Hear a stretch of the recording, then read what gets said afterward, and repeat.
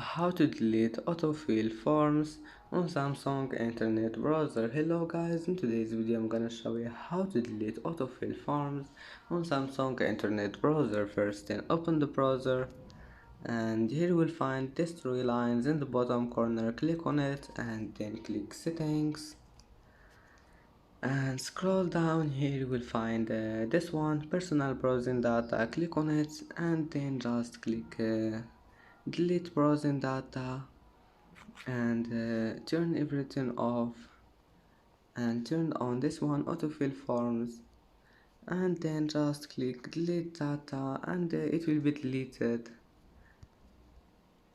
And that's it for today's video. If you like this video, don't forget like and subscribe, and thank you for watching this video until the end, and see you in the next video.